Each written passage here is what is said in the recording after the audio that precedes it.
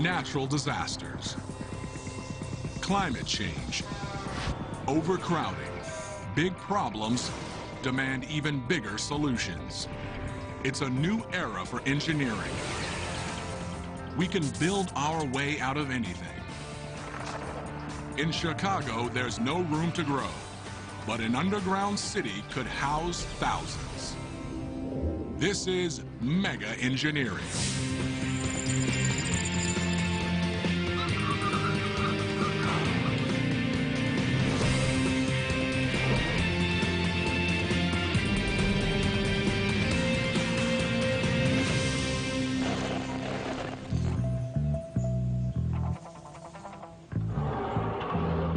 Welcome. Please enter your floor. Minus 78. Going down.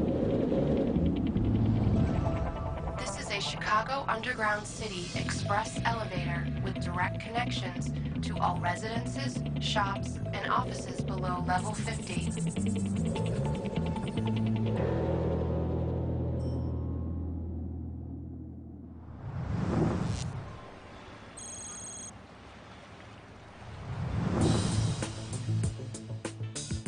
Chicago, Illinois, the nation's third most populous city, an iconic skyline, and an urban grid teeming with the daily rhythms of city life. But Chicago is a victim of its own success.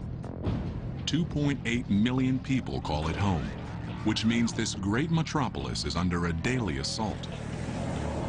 Almost 7 million commuters move in and out of the city every weekday. Even the suburbs, once an antidote to the chaos of city life, are clogged with traffic. Despite the improvements in the interstate highway system, the traffic is still growing. In fact, there is, as in all major cities, there's an hour delay at rush hour. When it comes to traffic, the second city is second only to New York, costing Chicagoland residents nearly 1 week per year of lost time, and the local economy over $4 billion annually. When suburbanites finally make it downtown, they find the L, one of the nation's oldest, busiest transit systems, bursting at the seams. Unable to expand to accommodate a growing ridership and an ever-widening definition of rush hour.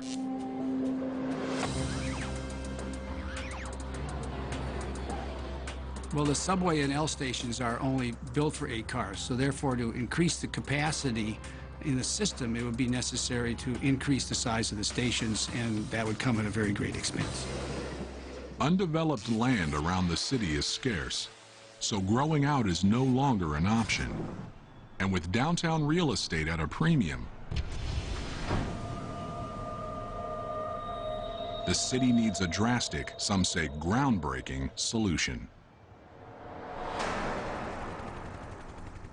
Chicago, already home to some of the nation's tallest buildings, will have to build down. Imagine an underground city directly below the Loop, over 1,300 feet deep, containing nearly 100 floors of apartments, offices, parks, and more. Room enough for tens of thousands of people to live, work, and play.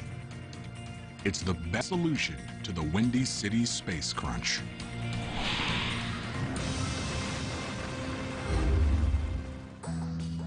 Quite clearly, you can get more people doing something or living or whatever you want to do in this underground space, where now you have very limited space on top. It's an undertaking so big, so innovative, that it will usher in a public works project of unparalleled dimensions, challenges, and dangers. It will require excavating over 230 million cubic yards of rock, construction crews laboring tirelessly below millions of Chicagoans, to build living spaces with new methods of ventilation and lighting,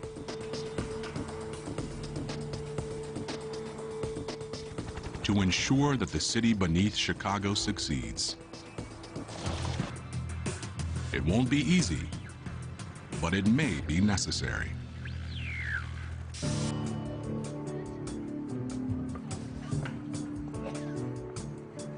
Expanding underground is a solution that's becoming more plausible, with the emergence of new techniques to make living underground a reality. All this is technologically doable. It comes then very quickly down to what is the other side of engineering, is what does this cost and how long does it take to build. Chicago is an ideal place for this bold experiment. From the ashes of the Great Fire of 1871, the city grew to become the epicenter of an architectural revolution, spawning the first skyscraper in 1885 and hosting the most influential World's Fair in history in 1893. By building underground, Chicago will cement its reputation as one of the most forward-thinking cities on the planet. But it may not be the first. Amsterdam is already proposing to make space below ground where none exists above. In this Dutch city, where streetcars, pedestrians, and 550,000 bicycles compete for space along narrow streets, the volume of cars is a growing problem.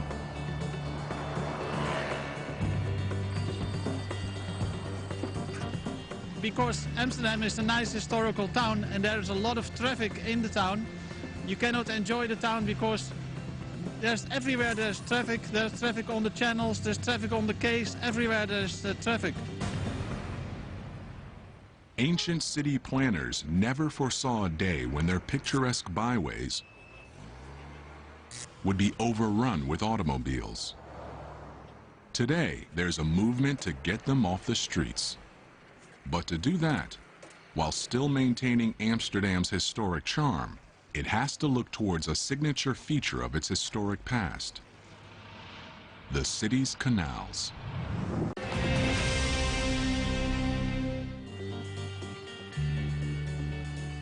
Amsterdam is already proposing to make space below ground where none exists above.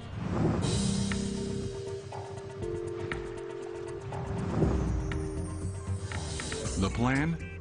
A network of underground complexes built beneath the city's 65 miles of iconic waterways.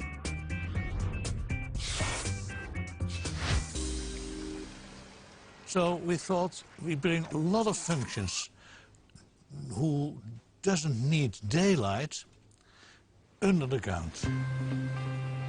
Parking garages, movie theaters, and shops, all built beneath miles of real estate that just happens to be filled with water. Working in the canal space is indeed the best option, because you make from 1 square meter which has no value, you make 6 square meters which has a lot of value, of course. In fact, the plan will convert over 20 square miles of largely untapped space and provide storage for thousands of cars. But building in Amsterdam requires sensitivity to the city's unique architecture. Amsterdam's streets can't be choked with construction equipment. Some are so narrow that the massive trucks needed to build underground won't even fit. We don't want to have any trucks in the town because that gives an awful lot of mess, and we don't want to mess up this nice historical town.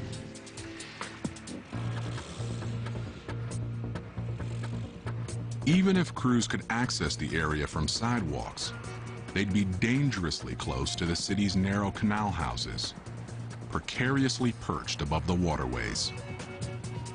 Let's say in Chicago, you have to drill a hole and you can place a house. It's a complete other way of building. In Amsterdam, it's not so easy to build a house because of the soil is what some call soft water. Amsterdam's soft water, or swampy soil, makes constructing large, heavy structures nearly impossible, which is why buildings are rarely higher than 3 or 4 stories. Most of the canal houses are supported by little more than wooden piles extending into that soft water. Heavy vibration generated by construction could spell disaster.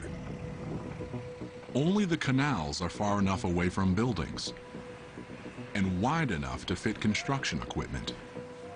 But the canals are filled with water, so engineers have proposed a solution as unique as the city itself. Amsterdam's canal system has 16 working locks, which can be closed at any time. With the locks closed, the canals can be drained. I can imagine that people think that the most difficult thing is to bring out the water out of the canals. But in fact, that is technical one of the easiest things. Once the canals are dry, crews will get to work, digging 30 feet down before sealing off a new surface that's both sealing to the complex below and floor to the canal above. It's a solution that will not only minimize the risk to the thousands of buildings that abut the canals, but will also keep the city from having to shut down. Because we are working in the canal space, there is less inconvenience for the people. Later, restoring the canals is as simple as opening the locks. After we have finished it, the canal is exactly the same as it is now. Only there are no cars on the ground anymore, so you can enjoy the city and the nice historical houses. The project would remove thousands of cars from sidewalks, and if it works, it could spur other cities to take up the challenge. There's just one problem. Few cities have canals from which to access their downtowns. In Chicago, there's simply no way to dig up streets without paralyzing the city and infuriating millions. People are afraid of change. That's difficult. It's not a technical difficult, but it's very difficult to explain them. You get a better city.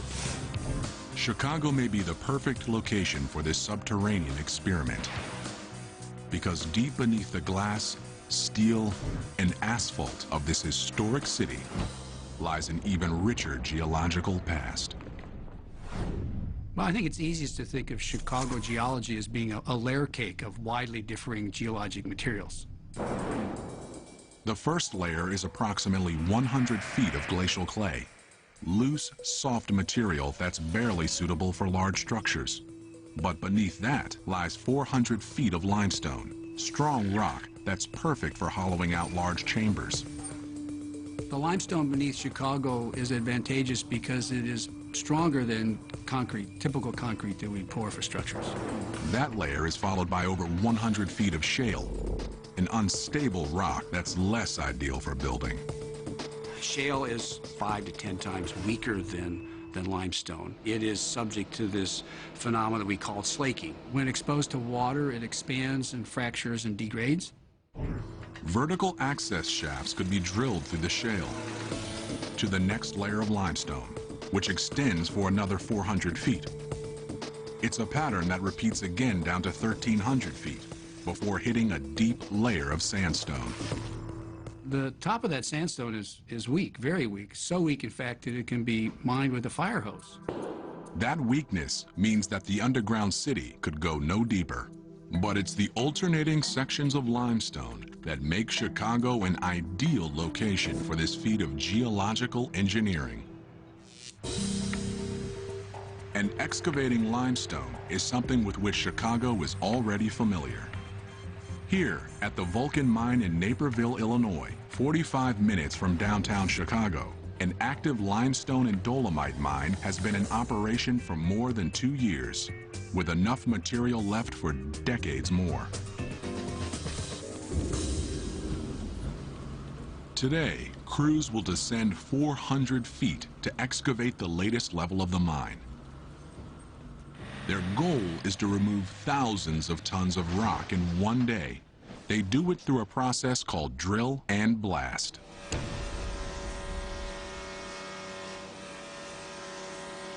The drilling is taken care of by the Fletcher J352 LS. A 385 horsepower rig bores 16-foot holes into the rock, 59 holes per round, which are filled with explosives, courtesy of the ANFO loader.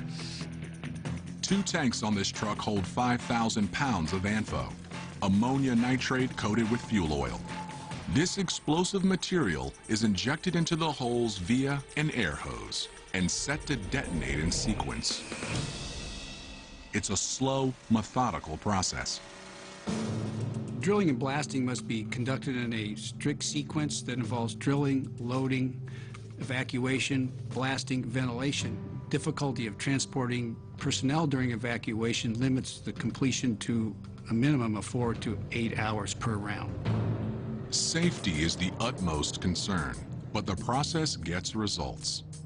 The 1,100 pounds of ANFO used in this round dislodges 1,400 tons of material and take a 14-foot layer from the wall. Drilling and blasting creates an open space where once there was a solid mass of rock. It also creates a structural engineering challenge which must be addressed immediately. Excavating large openings causes stress concentrations that can overload the rock without reinforcement, and the larger the opening and the deeper the opening, the larger the stress concentration.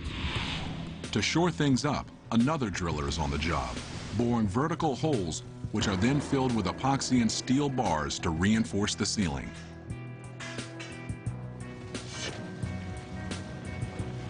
After the blast,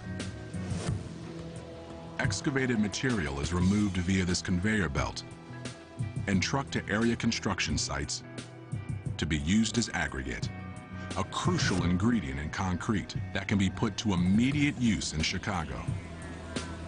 If it's good material, which if you do this in the limestone in Chicago, that will be probably the case, you actually can use this material to fabricate concrete, some of which will go back into this underground city. Well, why transport it to the surface when you can keep it down there and manufacture the city on the spot? The underground city could use some of the material, but not all of it, leaving enough extra excavated material to pave over 30,000 miles of roads, which could stretch around the globe 1.5 times. With the ease of excavation, digging a new city is not a problem. Holding up the existing city is. It's important to think about the depth below the foundations of the structures at which this underground city could be built.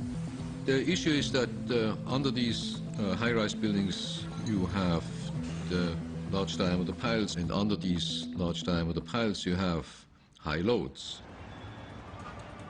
Chicago's tallest building, the Sears Tower, soars to 108 stories, 1,450 feet into the air. Holding it up, 200 piles extending nearly 100 feet into the ground, sending the building's load into the surrounding rock. And that's just one building. Beneath Chicago lies a virtual forest of foundations and piles. Dig too close to them, and the buildings they support could be in trouble. If you were to dig a hole right under the end of the pile, the lower end of the pile, quite clearly that would collapse.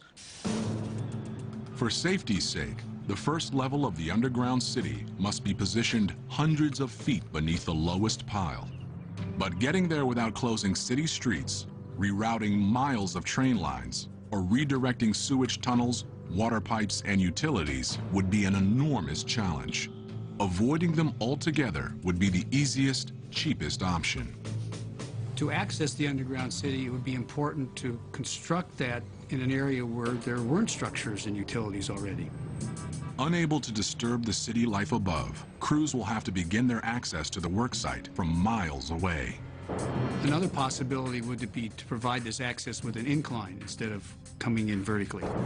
Starting from outside the city center, crews and equipment will tunnel downtown, a journey that would stop nearly 300 feet below the center of Chicago. Deep enough to avoid building foundations and city infrastructure. There, they will begin a drilling and blasting routine to construct the first level, a staging area for building even deeper. But as they do, they'll have to make sure that the walls of this new subterranean metropolis are strong enough to hold back the water of mighty Lake Michigan. Chicago is famous for two things. It's big and it's cold. But one place that's bigger and colder is Moscow.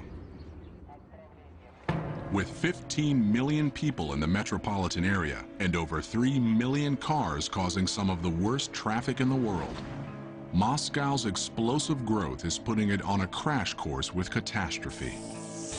The real #1 priority right now is to get rid of the transportation collapse in the city and the constant traffic jams. To cope, the Russian capital has nowhere to go but down. Moscow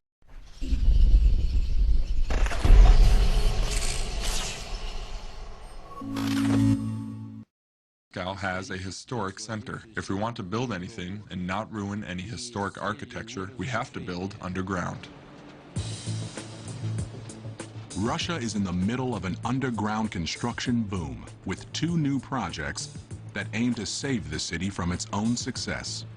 The first, Tverskaya Mall, will be the biggest underground mall in all of Europe when it's finished. 4 stories deep, spanning over 350,000 square feet. Russia is in the middle of an underground construction boom. The first, Tverskaya Mall, will be the biggest underground mall in all of Europe when it's finished. But building it means redirecting nearly 294,000 cars that creep through adjacent streets each day. And crews must work perilously close to traffic. The second site, Paveletsky Square, will one day be a 5-story deep shopping and parking complex, integrated with the train station that sits above it. But before that plan is realized, crews must cope with the city's soft, muddy soil. The soft soil doesn't pose a problem when erecting the shorter buildings that are the city's signature, but it's not ideally suited for building underground. Just to get to a firm enough stratum for building means digging down over 90 feet to stiffer, stronger clay. Back at Paveletsky Square, the crew knows those challenges all too well. Digging one giant hole for an underground mall isn't an option. Not when Moscow's loose, muddy soil is so hard to hold back. So today, instead of digging space for the complex and then lining it with concrete walls, they are doing the opposite, building the walls first. That's the job of this excavator. 6 sets of blades dig through the slop, cutting a 2-foot-wide chamber that is almost immediately filled with concrete, forming walls to a complex that is yet to be hollowed out. It's slow and laborious, requiring frequent starts and stops just to clean it. But once the walls are set, crews can continue digging. But the challenge doesn't end after the walls are in place. Digging in a city means rerouting utilities, sewage lines, and other infrastructure. Eventually, crews will be able to hollow out this section of Paveletsky Mall. Like on the other side of the worksite, where crews are now 100 feet deep. Lining the walls with steel rebar, concrete, and plastic. With so much water dripping through, the risk of cave-ins is still all too real. That's why these giant poles, 5 feet in diameter, some 200 feet in length, are put in to hold back the walls. Despite their massive size, they're temporary, removed once the entire box is reinforced. Because water always finds the weakest path, engineers must be vigilant, even though Paveletsky Square is half a mile from the Moscow River.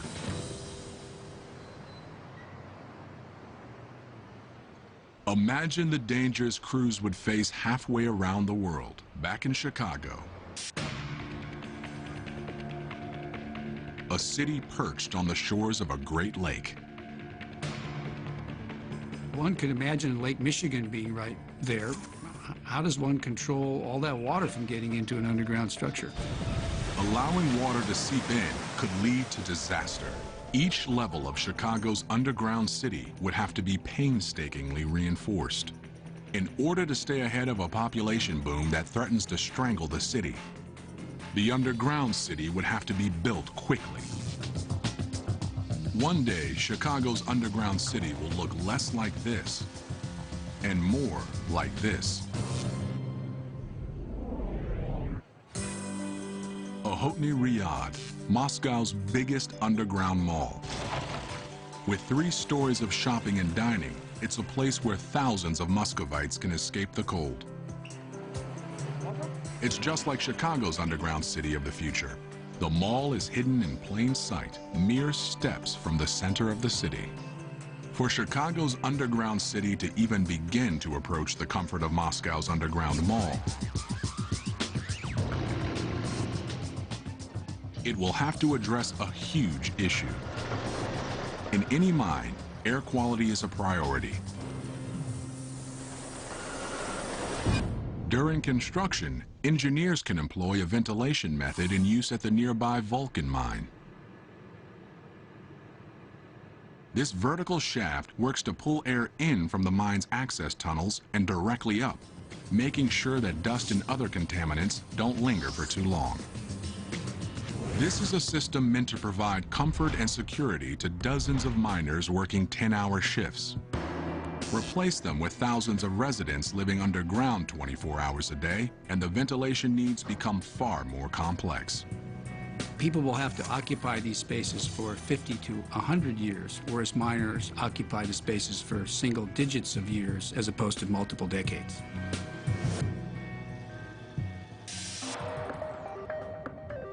Deep beneath the ground, there will be no open windows, no breezes to keep fresh air circulating. Ventilation is a problem that's already been solved, far beyond the needs of any underground city in Boston, Massachusetts. Here, engineers behind the Big Dig, the most expensive public works project in U.S. history, were faced with thousands of cars passing through almost 4 miles of tunnels every day, spewing tons of poisonous exhaust. Moving vehicles push air through the tunnels, but traffic jams can cause air to linger and dangerous gases to build up. So the Massachusetts Turnpike Authority installed a complex ventilation system to keep the air moving.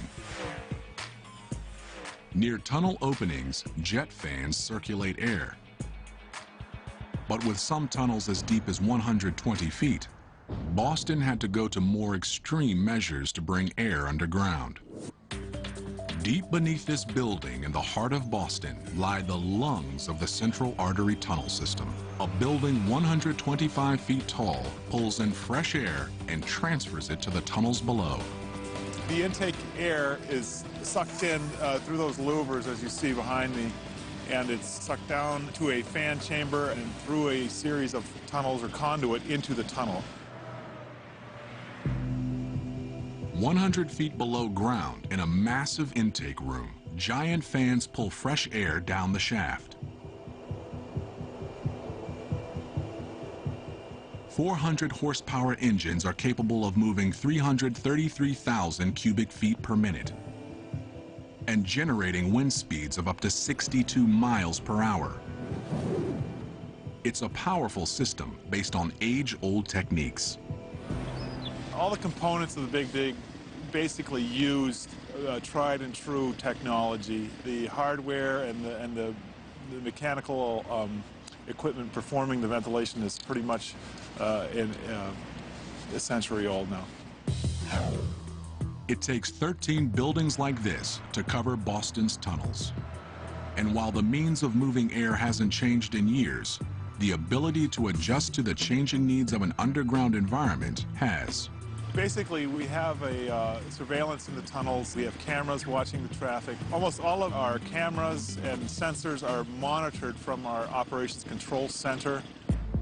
Inside the Massachusetts Turnpike Authority building, at the Operations Control Center, specialists monitor 32 vent zones and control 235 fans and over 500 cameras with just the push of a button.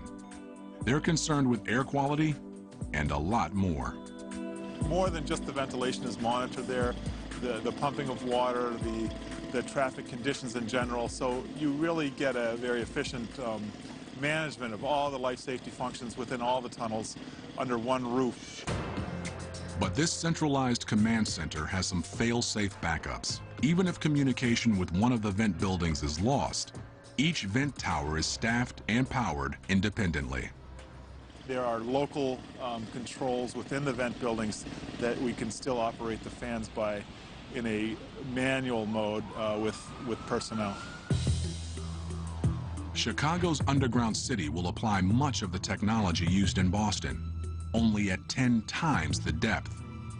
The underground city's walls and floors will be lined with ventilation chambers. Fans at the bottom of the city will pull fresh air in through intake shafts located at the top, where it will descend down 1,300 feet and circulate throughout the city before returning to the surface to be exhausted. Regulating the airflow would require the kind of sharp monitoring used in Boston. You're living down there, so it's not just a transient air, and I'm sure you would probably have a much stricter requirement for the cleanliness of the air that you're breathing. Regulating air quality for a 24-hour residential population, and not just automobile traffic, would require many more fans and a control system that would be the eyes and ears of an underground city. It's something that would provide security and peace of mind for the residents beneath Chicago should the unthinkable happen. With the underground city a reality, one factor of Chicago's legendary climate will be mitigated, if not eliminated altogether. Well, there are advantages to living underground. For instance, you're not subjected to the vagaries of Chicago winters.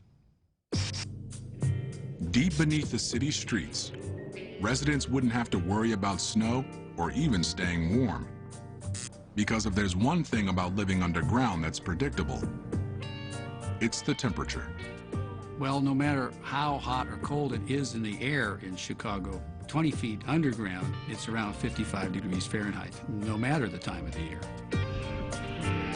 But the deeper you get, the warmer it becomes, thanks to something called the geothermal gradient. On the surface, temperatures are affected by the sun and atmospheric changes, but up to 200 feet below ground, the temperature remains constant. Then, for every 100 feet deeper, the temperature rises about 1 degree Fahrenheit. Fortunately, in the underground city, the geological limits of construction would ensure that things didn't get too toasty.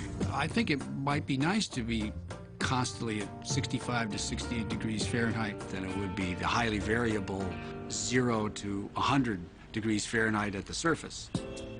An unvarying climate is one advantage that the underground city will have over its surface-level counterpart. But there's one quality to which the underground city can't hold a candle. Possibly the most important issue would be the lighting itself, because without artificial illumination down there, it's completely black.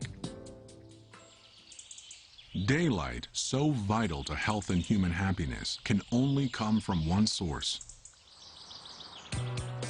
Even in Moscow, with just 70 sunny days per year, the underground mall Ochotny Riyadh does what it can. With skylights that decorate the roof of the mall, allowing sunlight to travel 3 stories underground. It's a solution that'll work in Chicago too, up to a point. Massive skylights will illuminate the structure's uppermost levels, but deeper down there would be no way for sunlight to reach people. This simple fact would make opting for a life above ground, in spite of Chicago's cold, worth it to many. But if a solution exists, it may be found at Rensselaer's Polytechnic Institute's Lighting Research Center in Troy, New York. Here, researchers focus on light's effects on health and the circadian system, the 24-hour cycle that all humans are programmed to follow. The circadian system wants to see a regular 24-hour pattern. And that is the pattern that we evolutionarily grew up with. It's in the last 100 years that we have electric light that allows us to extend light into the nighttime. But what's also happened in the last 100 years, we live indoors. With that move indoors to offices and homes with electric lighting, humans have disrupted the light-dark pattern that regulates the circadian system. We can be in perfectly good light to see, and yet we can be in biological darkness. You can't necessarily stimulate the circadian system with electric lighting. With only artificial light, the internal clocks of underground citizens would go haywire. The circadian system is a clock that runs all the time anyway. And if you don't have a resetting of that clock, a synchronization of the sunrise, sunset, you can go into this architectural jet lag, as we call it. To maintain this synchronization, engineers will have to design lighting systems that mimic the patterns on the surface. But even these artificial means don't go far enough. Massive skylights will illuminate the structure's uppermost levels, but deeper down there would be no way for sunlight to reach people. This simple fact would make opting for a life above ground, in spite of Chicago's cold, worth it to many. Engineers will have to design lighting systems that mimic the patterns on the surface. But even these artificial means don't go far enough. It is important not just how much light you get, but when you're getting the light and what kind of light you're getting. In the Light Research Center's lab, a test measures light's effects on brain activity. Hooked up to an EEG, a subject is exposed to different wavelengths of light. While all wavelengths stimulate the brain, blue light is the most effective. The reason why we're working with blue light is because we have shown that the circadian system is maximally sensitive to blue light. That may be because the color of the sky has programmed our brains to respond to the blue wavelength of visible light. RPI has found that the need for blue light is so ingrained into human DNA that it only takes a small amount to trigger alertness. So this way you can effectively achieve the same result in reducing melatonin levels or increasing brain activities with less amount of power or with less light. So it's an energy efficient way of impacting the circadian system. That energy savings would preclude the city from having to bathe common areas in blue light or from running ultra-hot lights to simulate sunlight. Instead, residents could take a more personal approach. Blue light is so effective for the circadian system. We can get very low levels of blue light and be able to impact the circadian system. Brief exposure to blue light is as effective as using a more common method for waking up. What you can do is, just like a cup of coffee, you can use light for 15 minutes, 20 minutes to perk you up and to give you some alerting stimulus. There would be lots of opportunities to manipulate that light in such a way that it can provide a sense of daytime and nighttime, can provide a sense of change, and can provide a sense of difference that makes life enjoyable. It's the differences in life that I think we find attractive. It's not only life below Chicago that would begin to improve.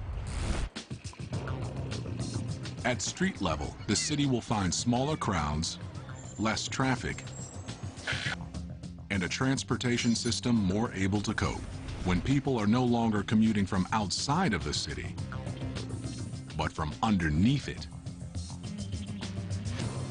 Well, the city could be beautified if much of it were placed underground.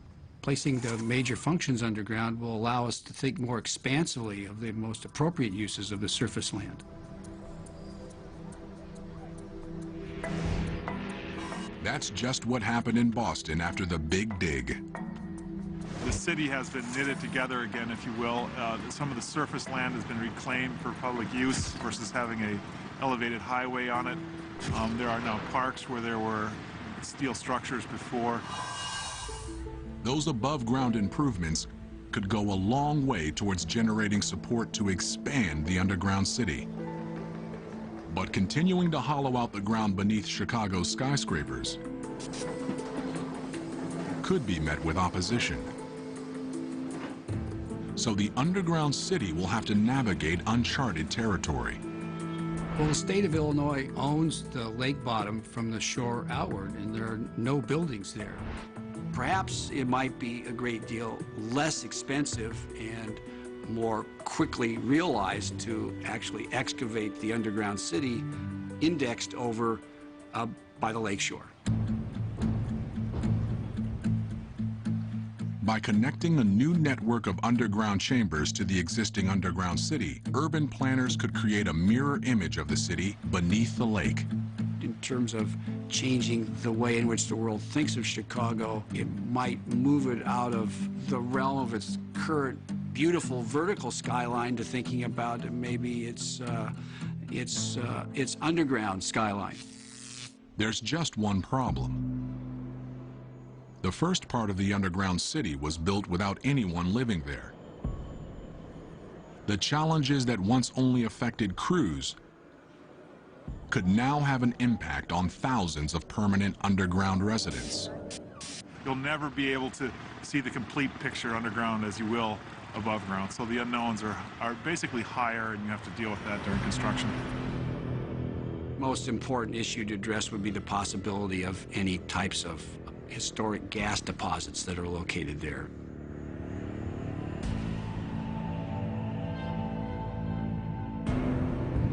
If crews accidentally stumbled upon a hidden gas line, the consequences could be disastrous. Evacuation plans would share much in common with those in place for skyscrapers. One can only think about the situation for tall buildings now. How many elevators would be necessary? How many stairwell cores would be necessary? Those same discussions would have to be held for the underground facility as well. But thousands of feet below ground, those considerations would be flipped upside down. With elevators inoperable, stairs would be the only means of egress. Those at the bottom levels would have to climb the equivalent of a 100-story building to escape. Not an option for the very young, elderly, or handicapped. Emergencies would require fast thinking and fast acting on the part of city officials, who would seal off trouble spots, protecting the rest of the city by flushing out dangerous gases. The technological challenges of building underground can be overcome. It will cost more or will cost less. But from a technical point of view, there's not much left today that we cannot do. The psychological challenges are another story. The question is, how much time would people spend on the ground? Where's the limit where people would say, no, I don't want to do that? But with cities bursting at the seams, struggling to keep up with a population boom, those concerns may be overridden by practical necessity. It will take some time for Chicagoans to accept the necessity of living underground. 10, 15 generations from now, if people have been exposed to nothing else but living underground, they will accept that. I think that, to be quite honest, humans are very robust species, and they do get used to things that you don't believe they get used to. So I think humans would get used to living underground, and I would get used to living underground too. One day, people around the world will do more than just shop or drive underground. One day, we just may live there.